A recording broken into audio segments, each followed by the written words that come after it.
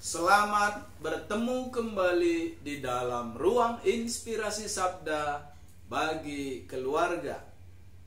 Shalom, saudara-saudari terkasih yang dikasihi oleh Tuhan. Rabu 20 September 2023. Inilah Injil Yesus Kristus menurut Lukas. Dimuliakanlah Tuhan. Kata Yesus, dengan apakah akan kuumpamakan orang-orang dari angkatan ini? Dan dengan apakah mereka itu sama? Mereka itu seumpama anak-anak yang duduk di pasar dan yang saling menyerukan, kami meniup seruling bagimu, tetapi kamu tidak menari. Kami menyanyikan kidung duka, tetapi kamu tidak menangis. Karena Yohanes Pembaptis datang, ia tidak makan roti dan tidak minum anggur, dan kamu berkata, ia kerasukan setan. Kemudian Anak Manusia datang, ia makan dan minum, dan kamu berkata, lihatlah, ia seorang pelalap dan peminum, sahabat pemungut cukai dan orang berdosa. Tetapi hikmat dibenarkan oleh semua orang yang menerimanya. Demikianlah Injil Tuhan. Terpujilah Kristus. Bapak, Ibu, saudara-saudari terkasih, penolakan. Sungguh kita kecewa, sedih, muram, mungkin marah kalau kita mengalami penolakan. Ketika kita membuat sebuah rencana, ketika kita meminta sesuatu ditolak, maka sangat menyakitkan, mungkin memalukan juga. Tentu semua kita tidak mau ditolak, kita menghindari ditolak, dan rasanya sungguh sakit, kecewa, malu.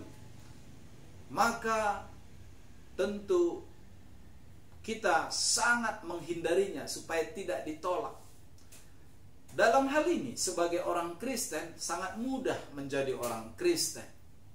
Pergi ke gereja pada hari Minggu, dan kita berteman dengan orang-orang yang seiman dengan kita, yang mengerti dengan diri kita, maka kita sudah menjadi orang Kristen. Tapi ketika kita bergaul dengan berbagai agama, dengan berbagai suku, dengan berbagai perbedaan, dan kita belum tentu diterima. Nah, bagaimana jika kita ditolak? Yesus datang ke dunia ini membawa damai, membawa sukacita, membawa keselamatan, tapi dia ditolak. Dan sungguh hal ini terjadi. Dan apa yang dilakukan oleh Tuhan Yesus? Demikian juga Yohanes Pembaptis datang, dia tidak makan, dia berpuasa, tidak minum anggur, hidupnya sederhana, dan dia juga ditolak. Padahal dia datang untuk mempersiapkan jalan bagi Tuhan Yesus. Nah, dalam kisah hidup sehari-hari kita pernah merasakan ditolak. Banyak kisah ketika orang ditolak dan dia tetap berjuang dan dia tetap sungguh-sungguh, akhirnya dia berhasil. Misalnya Sylvester Stallone di Amerika. Kalau kita lihat, wajahnya juga tidak sempurna. Dia membuat sebuah skrip dan dia mau memerankannya sendiri, dan banyak produser menolaknya karena penampilannya tidak menarik. Tapi dia terus menawarkan ke produser yang lain lagi, dan ditolak, dan banyak sekali puluhan produser tidak mau membuat filmnya, tapi dia tetap berjuang dan dia tetap mencoba, dan dia membuat penolakan itu menjadi pemicu semangat baginya, dan akhirnya dia mendapatkan seseorang yang mendukung dia dan dia berjuang sungguh-sungguh, dan akhirnya Sylvester Stallone yang kita kenal dengan Rambo dikenal oleh dunia. Banyak kisah dari proses penolakan membuat menjadi kuat, membuat menjadi sungguh-sungguh berjuang, membuat menjadi orang yang berhasil. Demikian juga kisah Tuhan Yesus yang ditolak, bahkan sampai disalibkan, tapi dia sungguh mengasihinya, dia sungguh mau melaksanakan kehendak Bapaknya.